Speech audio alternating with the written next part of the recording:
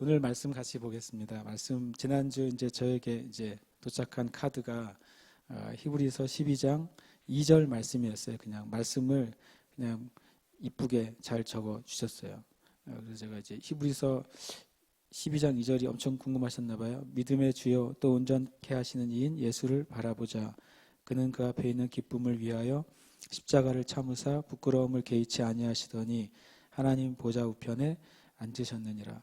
이 말씀을 이제 저도 또 따라서 많이 묵상을 하게 됐는데 그 말씀만 가지고서는 다 내용을 2절 하나만 딱 떨어져서 나온 말씀이 아니라 크게는 12장 1절에서 3절까지 말씀이 이제 한 단락으로 연결이 되어 있습니다. 그래서 이 말씀 먼저 우리가 개역개정 성경하고 새번역 성경으로 함께 먼저 말씀 봉독하겠습니다.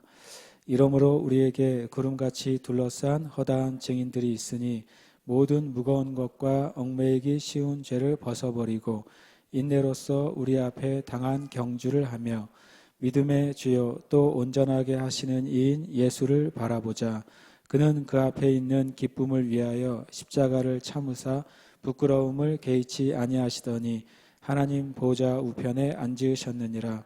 너희가 피곤하여 낙심하지 않기 위하여 죄인들이 이같이 자기에게 거역한 일을 참으신 일을 생각하라. 그러므로 이렇게 구름대와 같이 수많은 증인이 우리를 둘러싸고 있으니 우리도 갖가지 무거운 짐과 얽매는 죄를 벗어버리고 우리 앞에 놓인 다름질을 참으면서 달려갑시다. 믿음의 창시자요 완성자이신 예수를 바라봅시다. 그는 자기 앞에 놓여있는 기쁨을 내다보고서 부끄러움을 마음에 두지 않으시고 십자가를 참으셨습니다. 그리하여 그는 하나님의 보좌 오른쪽에 앉으셨습니다. 자기에 대한 죄인들의 이러한 반항을 참아내신 분을 생각하십시오.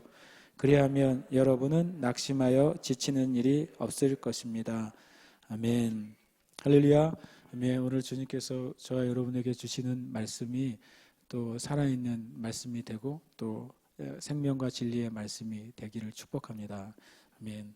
이 질문하신 분이 누구신지 모르지만 일단은 축복하고 굉장히 지혜로우신 것 같아요. 왜냐하면 2절을 설명하려면 굉장히 멀리서부터 설명을 해야 되는 구절이 되기 때문에 그렇습니다. 왜냐하면 12장 1, 2절은 1, 2, 3절은 11장을 바탕으로 한 일종의 결론이 됩니다. 12장 1절에 이러므로라고 시작이 되잖아요. 이러므로, 그러므로, 그런즉 그런 말이 나오면 그 앞에 있는 내용을 우리가 살펴보고 그것을 이제 바탕으로 해서 결론을 내리는 거예요. 그렇죠? 그러면 11장이 이러므로의 전체 전제가 되는 것이죠. 그런데 또 11장을 보면 11장 1절을 성경을 보시면 믿음은 바라는 것들의 실상이요 보이지 않는 것들의 증거다라고 말씀하고 있어요. 그런데 이 11장 1절의 믿음도 또한 이제 혼자서 시작된 갑자기 어디서 날아온 돌이 아니라 10장으로부터 시작된 돌이거든요. 그래서 제가 이 12장 2절은 그분의 정말 신의 한 수다. 한 절을 써놨는데 저로 말미암아서는 일주일 내내 10장, 11장, 12장을 계속 읽게 만드셔서 다시 한번 축복합니다. 그런데 믿음에 대해서 이제 말할 때 우리가 제가 주제를 믿음의 경주에서 승리하는 길이라고 이제 이름을 이제 제목을 달게 됐어요. 저와 여러분이 다 믿음의 경주 가운데 있거든요. 우리가 예수님을 만난 이후에 예수님을 만났을 때 어떤 영적인 그림 안에서는 저와 여러분이 예수님을 만나고 또 믿음의 삶을 시작했을 때 우리도 모르는 사이에 이제 그 하나님 나라의 경기장에 놓여지게 된 거예요. 하나님 나라의 경기장에 우리가 서야 될 그 레이스 앞에 서게 된 것이죠. 그것을 빨리 깨달은 사람은 내가 구원받은 것이 내 삶의 긴 믿음의 경주에 서 있구나라는 걸 깨닫고 정신을 차릴 수 있고, 그것을 깨닫지 못한 사람은 다른 사람들 한참 뛰어가는 걸 본 다음에 아차 내가 경주 가운데 있구나라는 사실을 깨닫고 늦더라도 출발할 수 있는 거죠. 어쨌든 저와 여러분은 예수님을 믿은 다음에 우리는 그 하나님 나라의 경기장에 각자의 그 종목 가운데 그 레이스 앞에 서 있게 돼 있어요. 그것은 이제 성경으로 영적인 사실인 것이죠. 먼저 우리가 내 삶이 예수님을 만난 다음에 내가 주님 안에서 믿음으로 달려가야 될 길이 있고, 그리고 거기서 성취해야 될 목표가 있고, 그리고 거기서 주님이 주실 상이 있구나. 이 사실을 우리는 분명히 알아야 돼요. 각자의 종목이 있습니다. 그 종목 가운데 주님이 우리에게 상을 주시기를 원하셔서 각자에게 믿음의 경주에 우리를 참여하게 하셨어요. 그럼 우리가 최소한 거기서 낙오자가 되거나 그 경주를 포기하거나 끝까지 가지 못하고 탈락해서는 안 돼요. 그리고 끝까지 믿음의 경주를 다 갈 것이고 모두 승리하게 되시기를 축복합니다. 이 말씀이 어디서부터 시작되냐면 이제 뭐 히브리서 1장부터 시작된다 그러면 답이 없고 히브리서 10장 맨 있는 뒤에 절과 믿음장이 연결이 되어 있다는 것을 우리가 압니다. 히브리서 10장 38절 39절에 보면 나의 의는 믿음으로 말미암아 살리라. 로마서 1장에서 봤던 말씀이죠. 또한 뒤로 물러가면 내 마음이 그를 기뻐하지 아니하리라 하셨느니라. 우리는 뒤로 물러가 멸망할 자가 아니요 오직 영혼을 구원함에 이르는 믿음을 가진 자다라고 사도 히브리서 기자가 이것을 고백하죠. 그리고 나서 히브리서 11장에 믿음에 대한 진리, 믿음에 대한 영적인 진리를 우리에게 선포해 주고 있어요. 그리고 12장에 이어서 이런 믿음의 진리 안에서 또 믿음으로 살아갔던 믿음의 선진들 안에서 우리가 얻게 되는 것, 그리고 우리가 또 추구해야 되는 것이 무엇인지가 오늘 히브리서 12장 1절에서 3절 말씀이에요. 10장 38절 39절에 보면 여기서 믿음으로 사는 것과 그것과 반대되는 것이 뒤로 물러가는 것이라고 말하고 있어요. 믿음으로 사는 것과 그 반대의 삶은 뒤로 물러가는 거예요. 그럼 뒤로 믿음으로 사는 삶을 계속 유지하고 뒤로 물러가지 않기 위해서 우리에게 무엇이 필요한가? 그것은 조금 전에 또 이제 하나의 말씀으로 우리가 찾아볼 수가 있어요.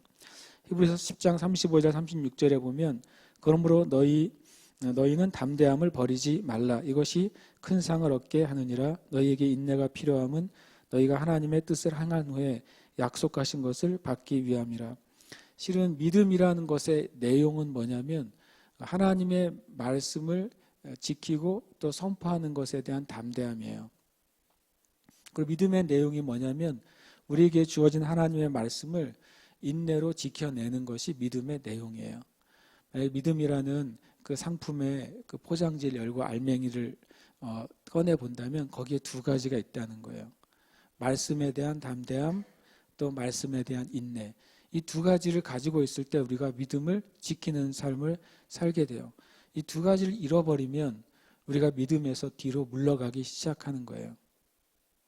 왜냐하면 이 담대함과 인내를 우리로 포기하게 만드는 여러 가지 상황이 발생을 하기 때문에 그렇습니다. 하나님은 이런 분이야라고 내가 말씀 안에서 믿었어요. 그런데 내 삶 가운데 하나님 이런 분이야라고 말씀하시는 말씀과 반대가 되는 것 같은 문제와 상황과 어려움이 내 안에 등장을 하는 것이죠. 그때 내가 끝까지 하나님이 이런 분이라고 계속 주장하는 것이 우리의 담대함이에요. 그리고 주님이 그것은 반드시 주님이 이런 분이라고 말씀하신 것을 증명하실 거야. 나는 그것이 증명하실 때까지 하나님이 이런 분이라는 사실을 뒤로 물리지 않을 거라고 견뎌내는 것이 인내예요. 결국엔 믿음은 저와 여러분이 옳다고 인정하고 그리고 맞다고 받아들인 그 하나님의 말씀을 담대하게 끝까지 말할 수 있느냐. 그것이 성취될 때까지, 그것이 증명될 때까지 내가 견뎌낼 수 있느냐. 그것이 믿음의 내용인 것이죠. 오늘 말씀은 그거를 좀 보여주고 있어요. 그런데 그래서 11장 1절에 믿음은 바라는 것들의 실상이요 보이지 않는 것들의 증거니 선진들이 이로써 증거를 얻었느니라. 너무 유명한 말씀이고 그리고 또 우리가 다 알 것 같은 말씀이죠.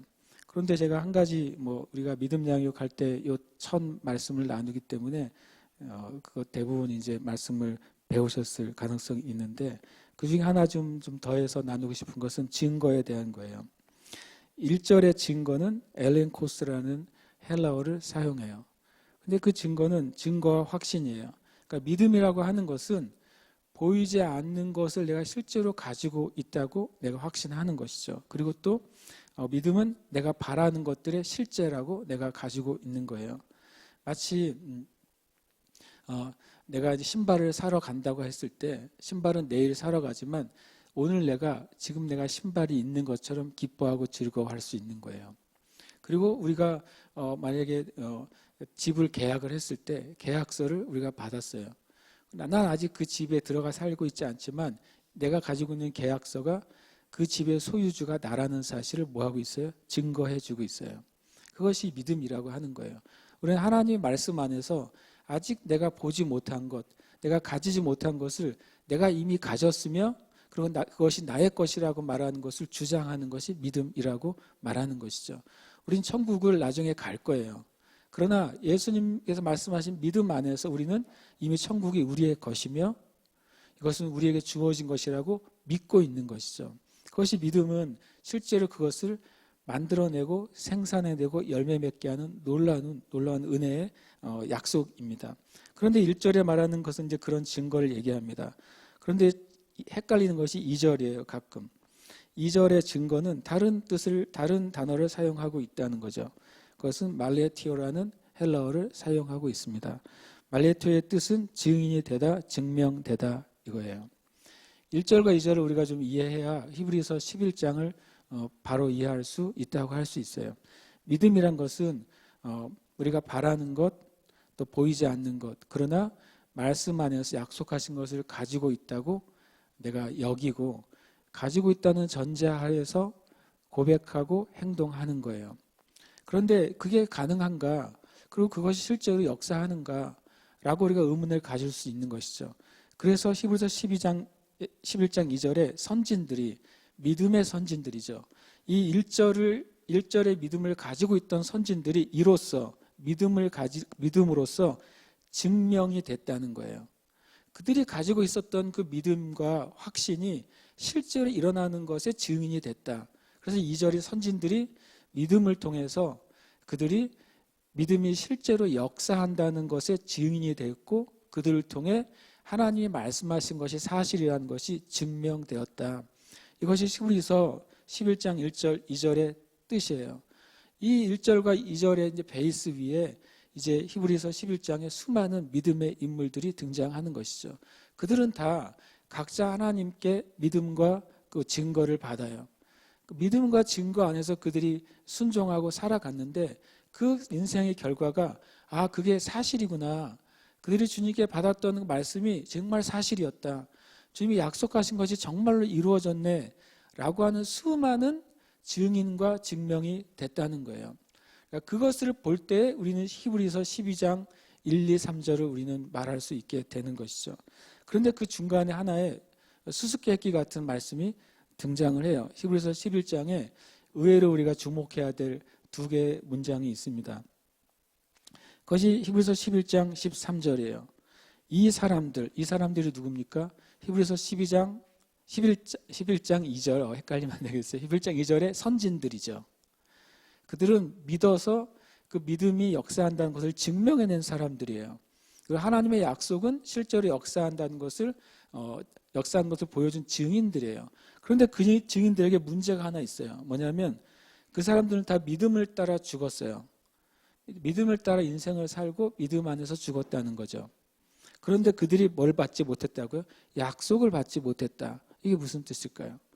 분명히 믿음으로 살았고 믿음이 역사한다는 것의 증명과 증인이 됐는데 성경은 놀랍게도 다시 또 그들은 약속을 받지 못했대요. 한 번 더 이 문장이 똑같이 등장을 하는 것을 보게 돼요. 히브리서 11장 39절에 보면 이 사람들 똑같이 믿음의 선진들이죠. 다 믿음으로 말미암아 증거를 받았으나 여기서는 좀 설명을 해주고 있어요. 위에 있는 약속이란 건 뭐냐면 약속된 것을 받지는 못했어요. 그러면 실패한 거 아닌가요? 라고 누가 말할지 모르겠죠. 믿음으로 살았는데 주님이 약속한 것은 왜 못 받았죠? 이것은 뭐냐면 아브라함이 이제 믿음의 조상이니까 그것을 따라 얘기를 한다면 아브라함에게 하나님 하신 약속이 있어요. 아브라함은 그 약속을 믿었죠. 하나님이 말씀하신 약속을 믿고 평생 살았고 믿음의 조상이 됐어요. 그리고 아브라함의 삶 가운데 하나님은 신실하신 분이라는 것을 증명하는 자가 됐고 증인이 됐어요. 아브라함에게 하신 약속이 뭘까요? 창세기 12장 1절 이후에 나오죠. 내가 너로 복의 근원이 되게 하겠고 너로 말미암아 모든 민족이 복받을 거라는 약속이죠. 또 내가 너의 자손을 엄청나게 많게 바다의 모래처럼 하늘의 별처럼 많게 하겠다는 약속이죠. 이 말 잘 보시면 이 사람들에다 아브라함을 넣어보세요. 아브라함은 다 믿음으로 말미암아 증거를 받았어요. 아브라함이 순종할 때 하나님이 아브라함과 함께 하셨고 보호하셨고 도우셨고 또 부하게 하셨고 또 함께 능력을 나타내셨어요. 그런데 약속한 것을 아브라함이 놀랍게도 온전히 받지 못했어요. 제가 온전이란 말을 제가 넣었어요. 받긴 받았죠. 100살에 이삭을 받았죠. 그것은 하나님의 약속이 성취될 거라고 하는 약속의 씨앗과 같은 이삭이었어요. 실제로 아브라함이 거대한 민족이 생기는 것을 보지 못했잖아요. 아브라함은 어디까지 봤습니까? 야곱과 에서까지 본 것이죠. 이삭이 40살에 결혼하고 이삭이 60살에 야곱과 에서를 낳았으니까 아브라함은 160살에 야곱과 에서를 본 것이죠. 아브라함이 죽기 전까지 야곱과 에서가 다행히 아직 결혼을 안 한 상태로 15살쯤에 아브라함은 죽었단 말이에요. 그러니까 아브라함은 주님의 약속의 증거는 받았지만 그 약속이 완전히 성취되는 것은 보지 못했어요. 구약의 많은 믿음의 선진들이 그런 식의 삶을 살았다는 거예요. 그들이 주님께 말씀을 받았고 그것을 하나님의 약속으로 여겼고 그것을 따라서 살았어요. 그래서 하나님이 살아계시다는 것을 그들의 삶 가운데 증명했습니다. 그러나 주님이 놀랍게도 약속하신 것이 완성되지 않은 채로 구약이 흘러가고 있었다는 거예요. 그래서 이제 히브리서 11장 마지막 절에 중요한 얘기가 나오게 돼요. 11장 40절입니다. 우리 함께 읽겠습니다. 시작. 이는 하나님이 우리를 위하여 더 좋은 것을 예비하셨은즉 우리가 아니면 그들로 온전함을 이루지 못하게 하려 하심이라. 아멘.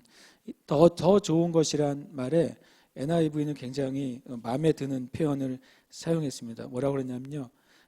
planned something better라고 돼 있어요. 뭔가 더 좋은 계획을 주님이 가지고 계시다. 뭔가 더 좋은 계획을 세우셨다는 거예요. 뭐냐면 구약의 믿음의 선진들이 믿음의 일을 시작했어요. 믿음의 삶을 시작했어요. 그 열매를 누구로 말미암아 완성하게 하셨냐면 바로 우리예요. 여기서 11장 40절에 우리는 신약의 그리스도인들이에요. 그들은 누굽니까? 구약의 그리스도인들이에요.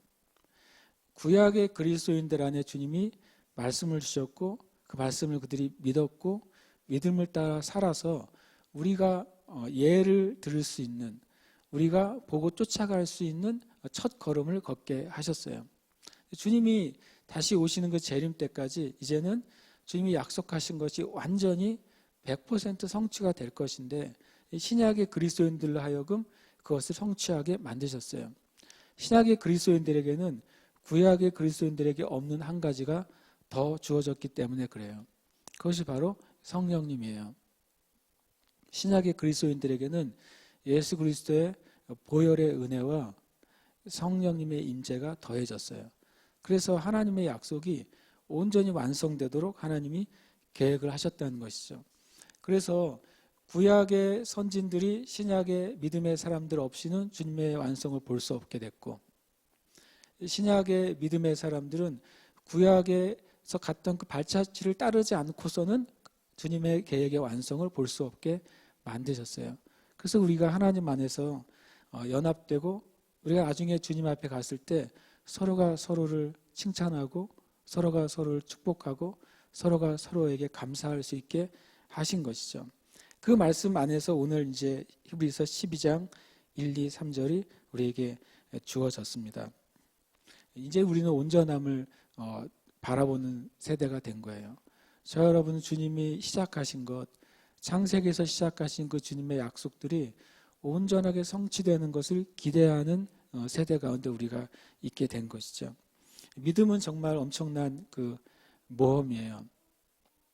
믿음은 참 엄청난 모험이고, 요즘 저는 계속 말씀을 읽거나 어떤 책을 읽을 때 계속 주님이 도전하신 것은 다시 믿음에 대해서 계속 도전하고 계세요. 제가 주님의 그 믿음에서 도전하시는 것에 대해서 제가 주님 앞에 계속 더 나아가고 있어요. 저와 여러분도 신앙생활 하면서 계속 믿음의 도전을 받는 삶을 사느냐, 아니면 내가 가진 믿음 안에서 만족하는 삶을 사느냐, 그것은 우리의 영적인 열매가 완전히 달라질 거예요. 저와 여러분이 믿음의 그 도전에 응답하게 되시길 축복합니다. 첫 번째 제가 나누고 싶은 것은 바로 그리스도인의 삶에는, 그리스도인의 그 믿음의 경주에는 영적인 자산이 있다는 거예요. 우리가 빈손으로 시작하지 않는다는 거죠. 저와 여러분은 예수님을 만날 때 빈손으로 시작하지 않고 엄청 충분하고 충만한 이 자본금을 가지고 믿음의 삶을 시작하는 거예요.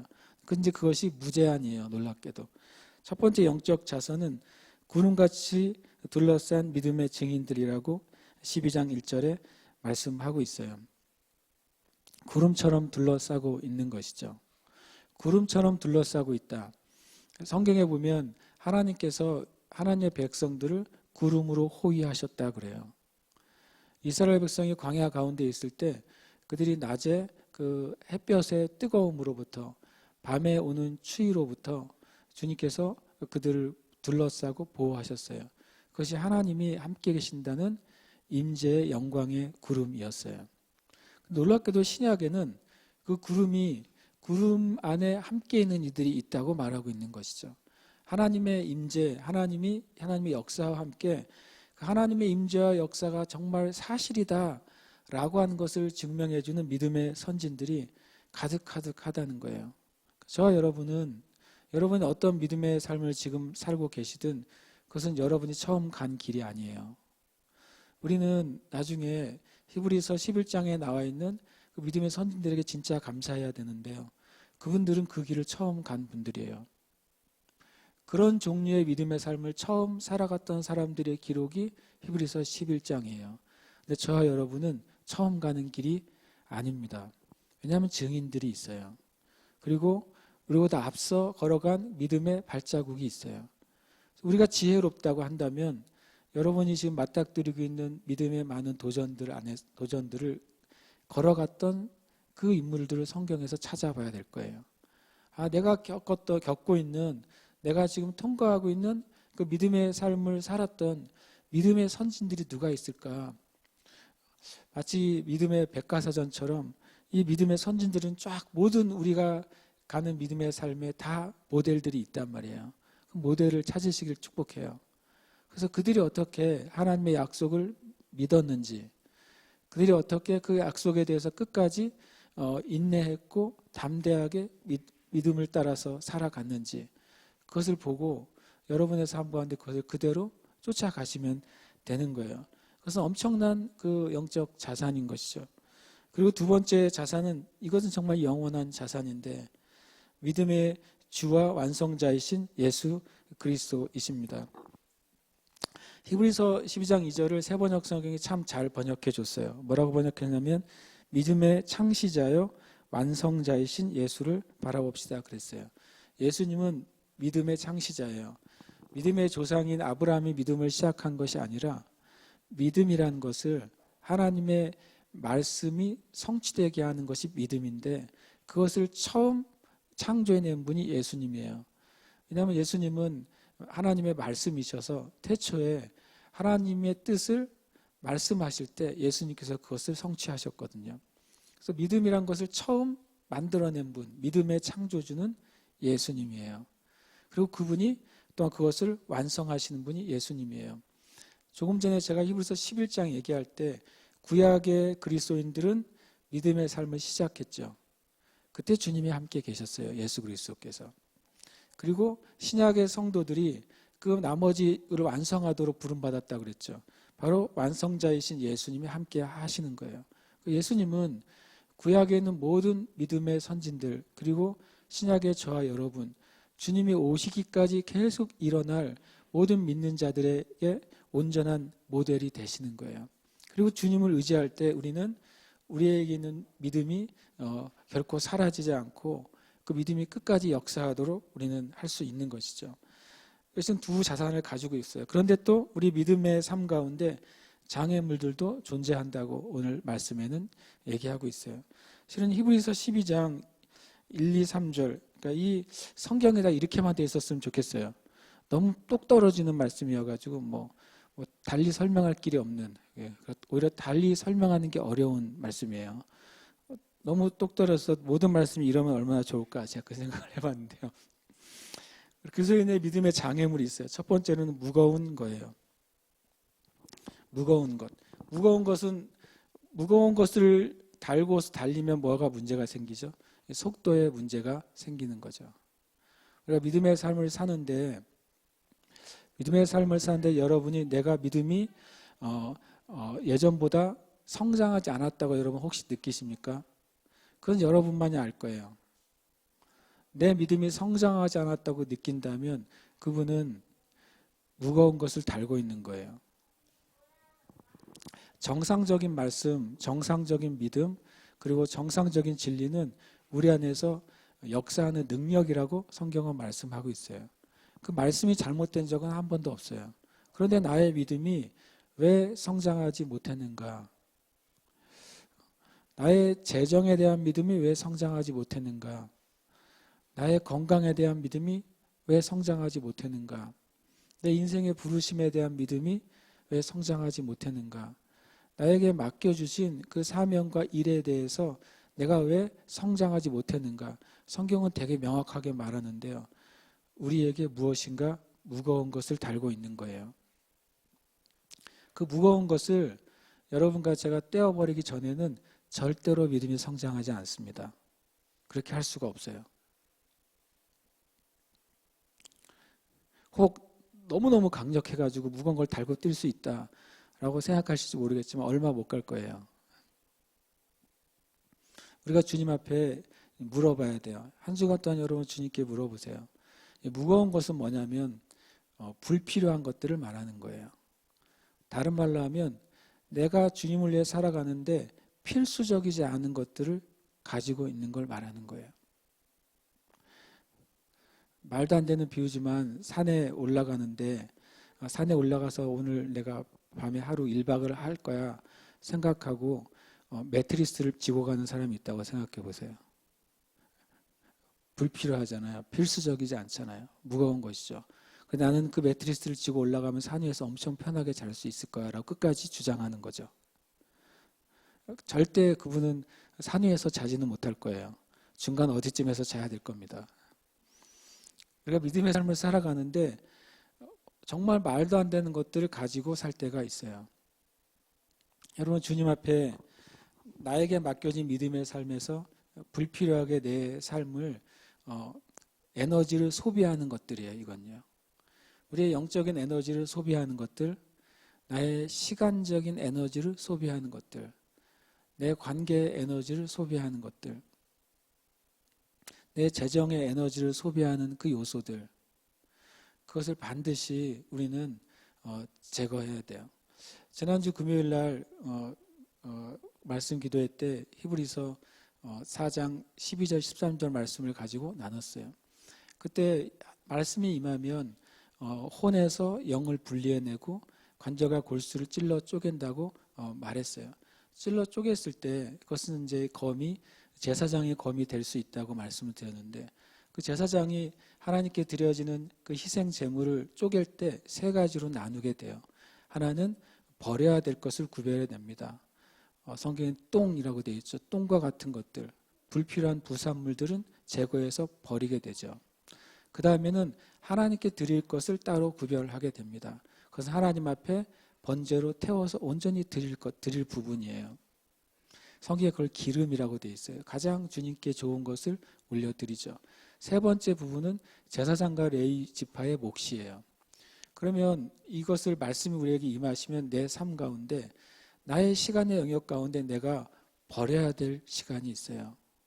멈춰야 될 시간이 있다고요. 말씀이 임했을 때 우리가 깨닫게 될 거예요. 그리고 하나님께 드려져야 될 시간이 있어요.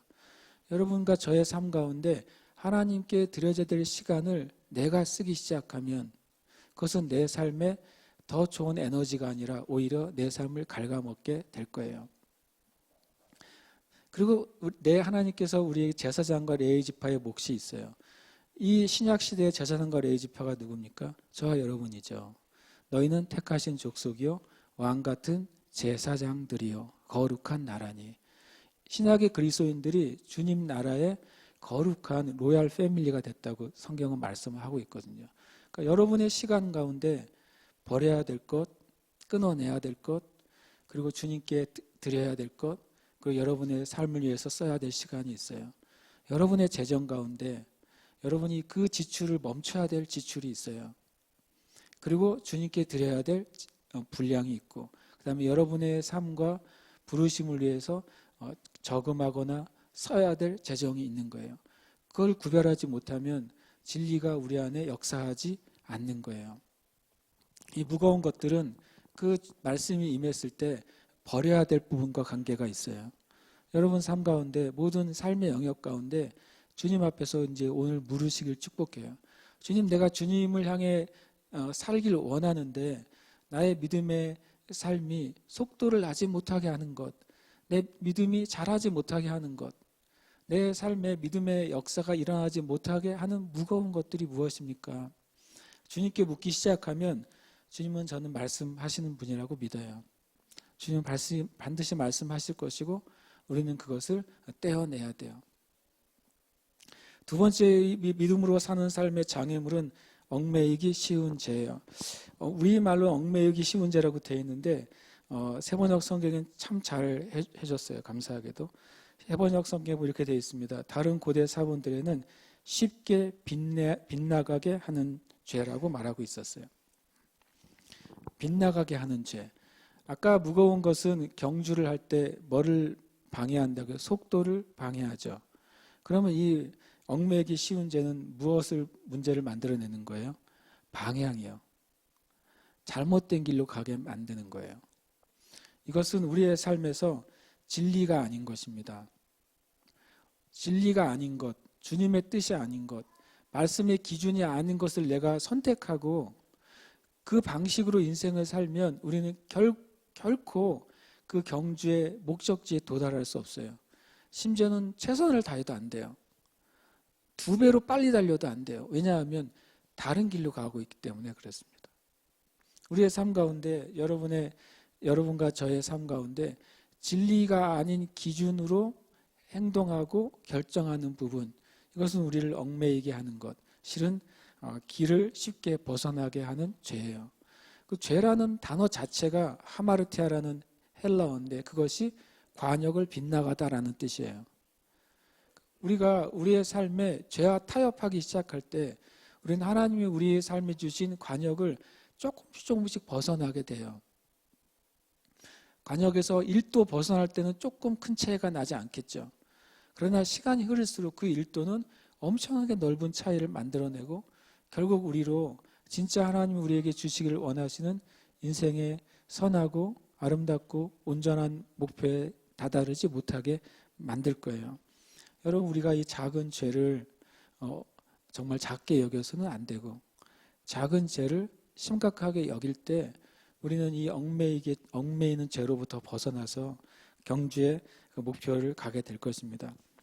그것은 이제 어떻게 보면 부정적인 면에 있어요. 그러나 우리가 이제 주님의 일을 하기 시작할 때 겪게 되는 장애물이 생깁니다. 그것은 십자가와 부끄러움이에요. 십자가는 우리가 주님 앞에서 지기로 결정한 것들이에요. 우리가 흔히 말하는 하나님을 알지 못하는 사람들이 말하는 운명과 같은 것이 십자가가 아니에요. 우리가 주님을 위해서 내가 이것을 받아들이겠습니다 하는 것만 십자가예요.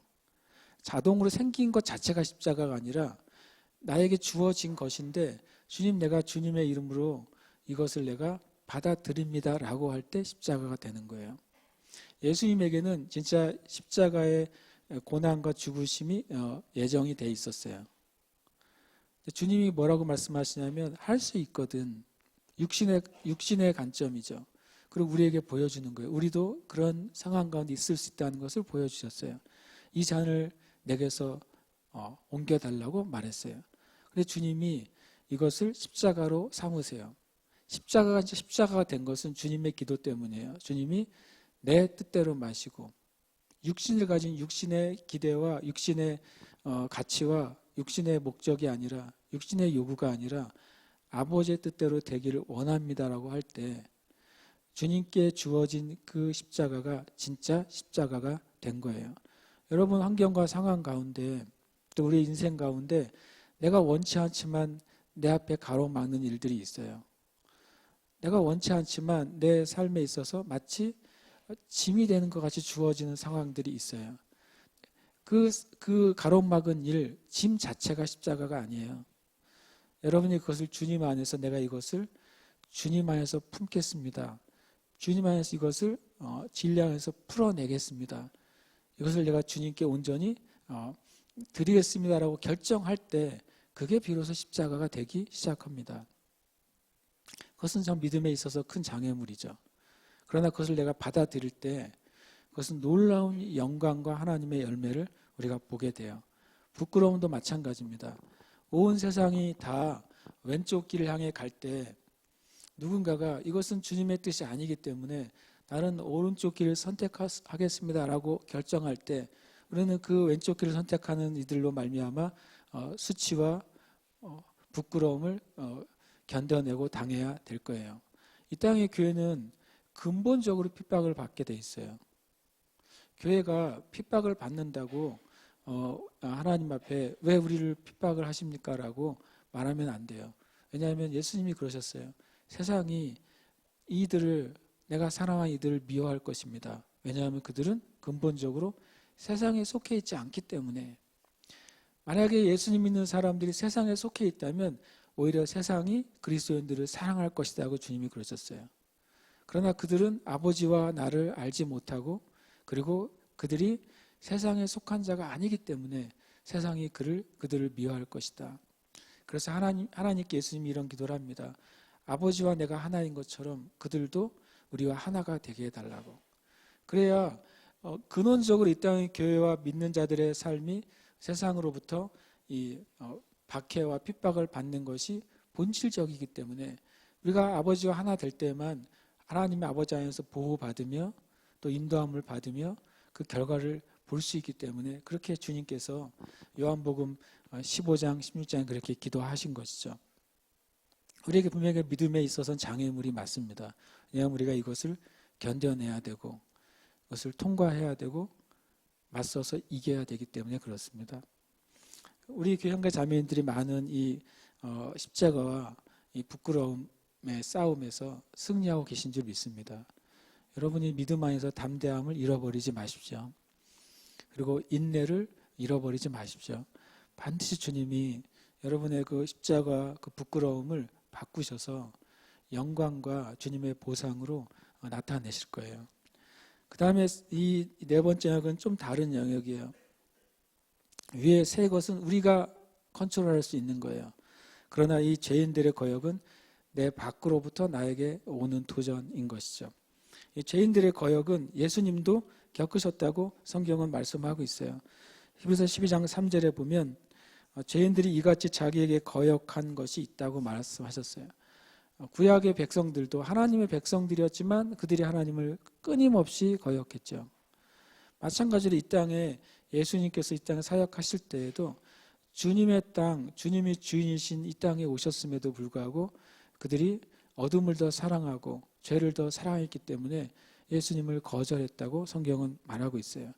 끊임없이 거역하고 마치 악한 농부들이 그 주인의 아들을 죽여서 자신들이 농장을 취할 것처럼 착각한 것처럼 예수 그리스도를 거역하고 죽이기까지 이르게 됩니다. 이것이 또 우리가 겪어야 될 장애물이에요. 여러분 주님이 그 일을 겪으셨다면 여러분에게도 이 거역한 일들을 있을 거예요. 여러분이 믿음으로 살아갈 때 여러분의 남편이나 여러분의 배우자가 여러분들을 거역하고 거슬리고 그리고 비판하고 핍박하게 될 겁니다. 여러분이 정말 믿음의 길을 갈 때 아직 주님을 알지 못하는 자녀들이 여러분이 하는 일들을 잘 이해하지 못할 거예요. 여러분이 주님을 위해서 어떤 결단을 할 때 심지어 여러분의 부모님들도 여러분에 대해서 이해하지 못할 거예요. 성경은 그것을 여러 번 얘기하고 계세요. 예수님의 형제들도 예수님이 사역하셨을 때 다른 사람들이 예수님이 귀신 들렸다고 할 때 그것이 사실인가 아닌가 확인해 보고 싶어 할 정도로 예수님에 대한 온전한 확신이 없었다는 걸 우리가 압니다. 그러면 여러분이 믿음으로 살아갈 때 성경에서 이미 말씀하셨으니까 한 가지는 예측을 하셔야 돼요. 내가 믿음의 삶을 걷기 시작할 때 누군가 이 믿음에 대해서 거역하고 반대하고 그것이 옳지 않다고 하고 지혜롭지 않다고 하고 꼭 그렇게 선택해야만 했냐고 말하는 이들이 생길 것이다. 반드시 이것을 기억하세요. 이것은 우리가 뛰어넘어야 될 장애물인 것이죠. 그 다음에 한 가지가 있어요. 이 피곤함과 낙심함입니다. 실은 위에 4번째와 5번째는 연결이 돼 있다고 3절에 말씀하고 있죠. 너희가 피곤하여 낙심하지 않기 위하여 주님이 그 거역한 자들에서 어떻게 행동했는지를 기억하라고 말씀하고 있어요. 우리가 믿음의 삶에 있어서 영적인 피로도가 쌓일 수 있어요. 여러분에게 주신 그 하나님 나라의 분량이 더 영적이고 더 깊을수록 여러분은 어쩌면 더 많은 시간을 믿음의 인내를 통과해야 될지도 몰라요. 그때 우리가 믿음 안에 온전히 서 있지 못하다면 우리는 영적인 피로감에 쌓이게 될 거예요. 영적인 피로감이 쌓였을 때 우리는 내가 쉬지 않아야 될 곳에 앉게 돼요. 내가 의지하지 않아야 될 것을 의지하게 돼요. 그리고 내가 거절해야 될 것을 신뢰하게 됩니다. 그럴 때 우리의 믿음의 삶에 큰 어려움이 생길 수 있습니다. 그 다음에 피곤함과 더불어서 낙심함입니다. 낙심은 실은 우리로 불순종 그리고 불신앙 그런 유혹을 가져오게 되는 거죠. 누구나 피곤할 수 있어요. 누구나 낙심할 수 있어요. 그것은 사실입니다. 성경에 많은 믿음의 인물들이 처음부터 끝까지 100% 온전하지 못했다는 사실 우리가 많이 알잖아요. 아브라함도 이삭을 낳기까지 중간에 온전하지 못했어요. 다윗도 주님의 그 뜻을 온전히 성취하기까지 중간에 온전하지 못했어요. 그러나 하나님이 그들을 사랑하셨고 또 인도하셨다는 것을 우리가 성경을 통해 보게 되는 것이죠. 이렇게 최소한 5가지의 장애물이 우리의 삶에 있다는 것입니다. 그러면 장애물을 어떻게 극복하고 승리할 것인가? 첫 번째는 벗어버리라고 성경은 말씀하고 있어요. 굉장히 단순하지만 이게 첫 걸음이에요. 무거운 것 있는데 미련하게 나중에 필요하지 않을까라고 가지고 있을 때 굉장히 힘든 삶을 살게 되죠.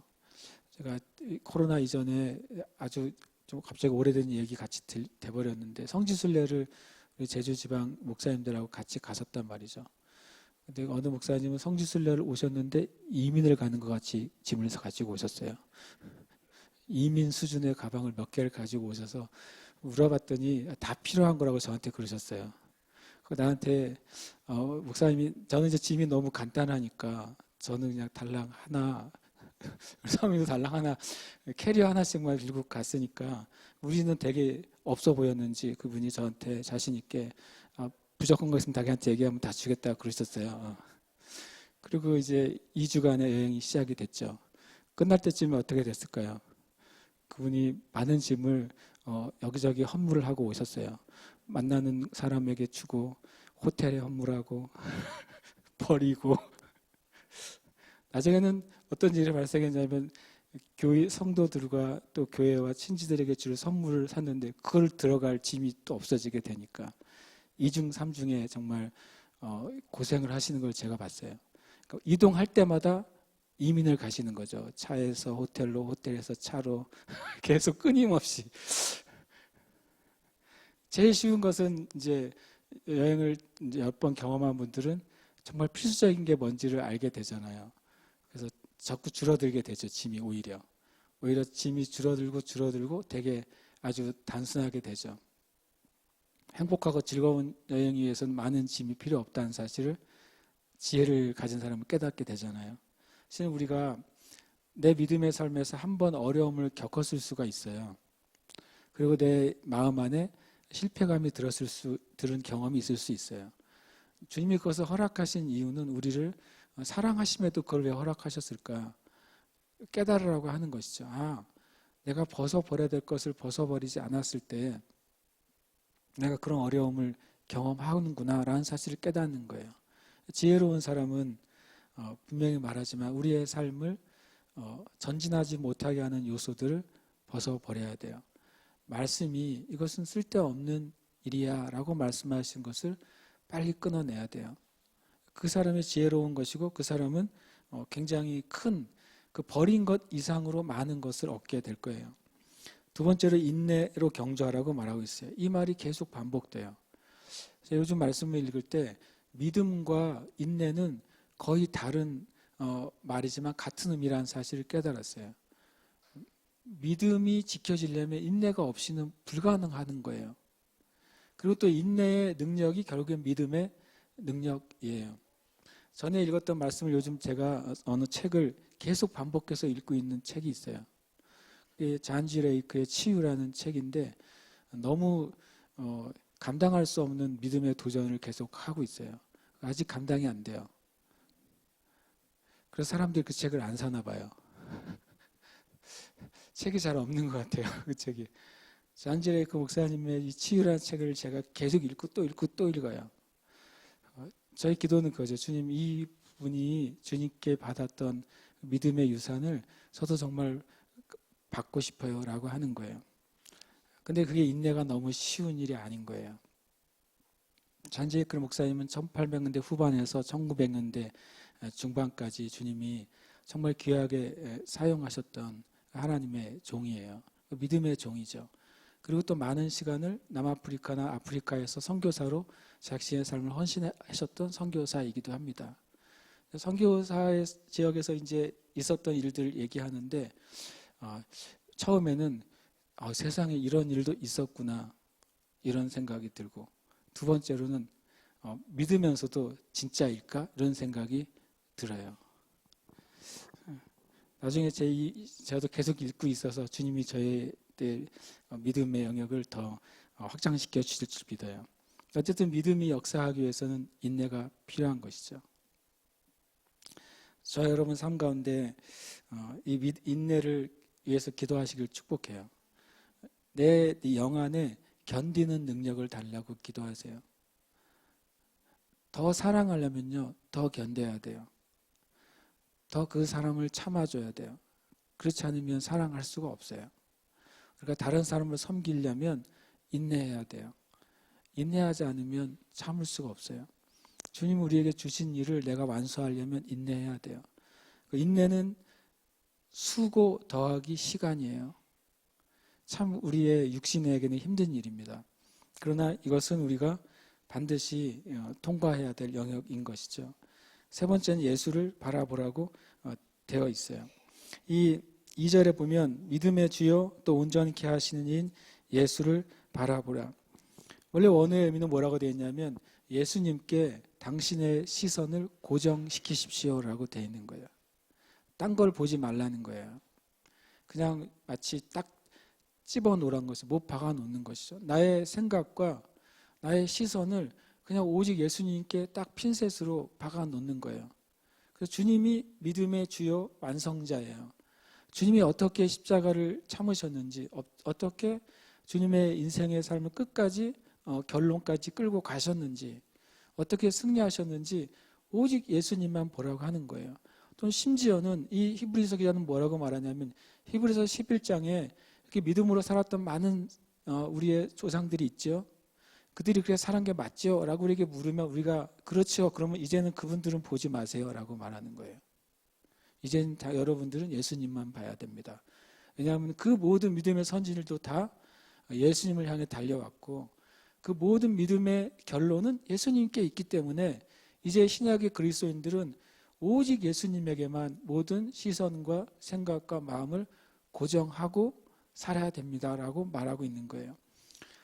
자주 얘기하지만 또 말씀드리면 복음서를 많이 읽으시길 축복해요. 창세기도 읽으세요. 그런데 거기와 같이 복음서 읽으세요. 비아이아를 계속 하세요. 그런데 또 복음서를 읽으세요. 그래서 예수님이 뭐라고 말씀하셨는지, 예수님이 어떻게 행동하셨는지, 예수님이 어떤 관점으로 사람과 또 모든 상황들을 상대하셨는지 계속 예수님에게 집중해야 돼요. 그럴 때 우리가 이 믿음의 경주를 끝까지 완성할 수 있게 되죠.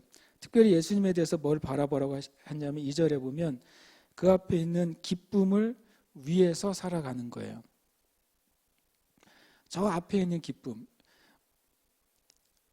이사야 53장에 보면 예수님께서 기쁨을 가지셨다고 그래요.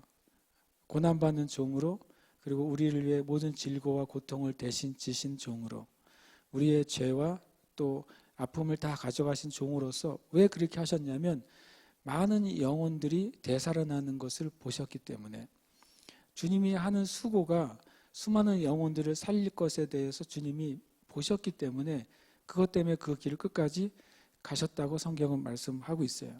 예수님의 십자가의 고난과 피 흘리심과 죽으심을 통해 나중에 구원받을 수많은 영혼들에 대한 기쁨을 가지고 계셨어요. 그래서 그것을 통과해내실 수 있는 거예요. 저와 여러분이 만약에 내가 믿음의 삶을 지금 살아갈 때 우리 아비 세대와 어미 세대가 내 자녀들에게 얼마나 큰 하나님의 은혜가 있을까를 우리가 계속 바라본다면, 우리는 우리가 어미 세대와 아비 세대로서 마땅히 인내해야 될 믿음의 삶을 견뎌낼 수 있을 거예요.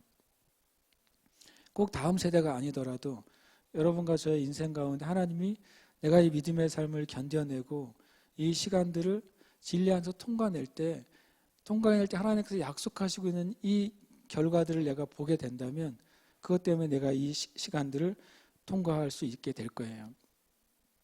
저 여러분이 믿음의 인내를 통과하는 것을 통해서 어떤 한 사람이 주님을 만나고 구원을 받게 된다면 그것은 우리의 물리적인 시간과 비용과 노력과 정말 바꿀 수 없는 엄청난 열매가 되는 거예요. 하나님은 우리를 그렇게 보시고 계시고 또 그 길을 가라고 우리에게 또 격려하고 계시는 거죠. 그리고 3절에 보면 예수님을 생각하라고 말씀하고 있어요. 주님이 이렇게 표현하죠. 이같이 자기에게 거역한 일을 참으신 일을 생각하라. 주님이 어떻게 참으셨는지 아십니까? 주님은 하나님이 그것을 갚아주실 것을 아시기 때문에 참으신 거예요. 그리고 또 하나는 주님의 일이 옳다는 것이 나중에 증명될 것을 아셨기 때문에 참으셨어요. 이 주님이 그 참고 그것을 주님께 맡긴 것을 우리가 생각할 때 우리가 어디에 빠지지 않게 됩니까? 바로 피곤함과 낙심함에 빠지지 않게 될 거다라고 성경은 말씀해 주고 있어요. 저 여러분은 이미 말하고 있는 일들을 하고 계신 줄 알아요. 그런데 그것을 더 최선을 다해 하시길 축복해요. 그것이 결국엔 엄청난 그 좋은 열매들을 우리가 보게 할 겁니다. 함께 이 시간 기도하겠습니다. 우리가 기도할 때 우리에게 더 좋은 계획을 가지고 계신 하나님께 감사하십시오. 주님, 나의 삶 가운데 내가 생각한 것보다 더 좋은 계획을 주님이 가지고 계시군요. 또는 이 세상과 이 세상이 우리에게 제시하고 있는 것보다 훨씬 더 좋은 계획을 주님이 가지고 계시군요. 왜 이렇게 고백해야 돼요? 내 삶에 보여지는 것, 내가 느껴지는 것, 내 경험하는 것 넘어서 주님은 역사하고 계시고 그 뜻을 이루시고 계십니다 라고 하는 고백을 하길 원합니다. 이 시간 주님 앞에 그 고백하는 기도를 함께 드리겠습니다. 살아계신 주님 감사드립니다. 하나님, 우리의 믿음의 창시자, 믿음의 그 완성하시는 그 주님을 바라봅니다. 내 삶 가운데 어떤 영적 장애물, 어떤 믿음의 장애물이 있다 할지라도 주님, 제 삶이 언제 주님께 드려져 있음을 다시 한번 고백합니다. 하나님, 저의 인생과 제 인생의 모든 시간이 하나님 주님께 맡겨져 있음을 다시 한번 고백합니다. 저 자신과 저의 가족들이 주님께 맡겨져 있음을 다시 한번 고백합니다. 하나님이 새 예루살렘 교회와 모든 형제 자매들이 주님께 맡겨져 있음을 다시 한번 고백합니다. 저를 향해서 주신 약속의 말씀, 그를 향해 주신 그 말씀의 비전들이 반드시 성취될 것을 인하여 감사드리고 주님을 찬양합니다. 하나님 교회의 모든 일들에 대해서 우리의 계획보다 세상의 계획보다 이전에 있었던 어떤 아버지 계획보다 더 좋은 계획을 가지고 계심을 인하여 감사드립니다. 성령 하나님 우리 가운데 은혜를 베풀어 주시옵소서. 성령 하나님 우리 가운데 은혜를 베풀어 주시옵소서. 주의 말씀, 주의 능력이 하나님 어떻게 역사하는지에 대해서 믿음을 가지게 해주시옵소서. 담대함을 잃어버리지 않게 해주시옵소서. 인내를 포기하지 않게 해주시옵소서. 주님의 이뤄가는 하나님의 은혜를 보게 해주시옵소서. 보고야 말겠다는 의지를 부어주시고 믿음으로 행할 수 있도록 축복하여 주시옵소서. 할렐루야. 주님 감사드리고 주님을 찬양합니다. 아멘. 주님 감사드리고 찬양합니다. 오라바라리 세라라바라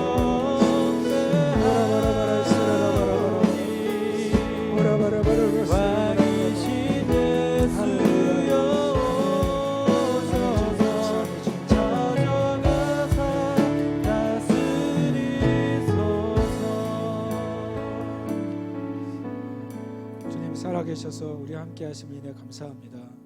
살아계셔서 우리의 믿음의 여정 가운데 수많은 믿음의 선진들을 통해서 우리가 주님 안심하고 갈 수 있는 그 믿음의 길을 우리에게 열어주셔서 감사합니다. 또 성령님 우리에게 보내주셔서 주님이 약속하신 것을 온전히 성취할 수 있는 그런 특권, 그런 은혜를 우리에게 허락해 주셔서 감사합니다. 하나님 사랑하는 그 자매들의 그 믿음의 여정 가운데 각자 인내하며 또 뛰어넘으며 또 감내해야 될 믿음의 상황들이 있습니다. 주님 이 시간 성령께서 우리의 마음에 조명해 주셔서 우리로 말미암아 벗어버려야 될 것, 끊어내야 될 것이 무엇인지 깨닫게 하여 주시옵소서. 그래서 오늘 이 시간부로 그것을 우리가 예수 그리스도 안에서 그걸 끊고 마땅히 달려갈 그 자리로 돌아올 것입니다.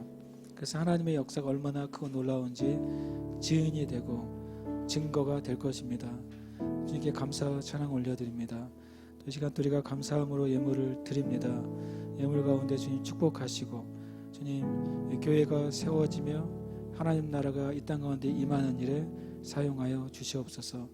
또 성도들의 삶과 또 사업과 부르심과 모든 영역 가운데 하나님의 축복을 부어주시고 하나님의 놀라운 은혜를 허락하여 주시옵소서. 살아계신 예수님의 이름으로 기도합니다. 아멘.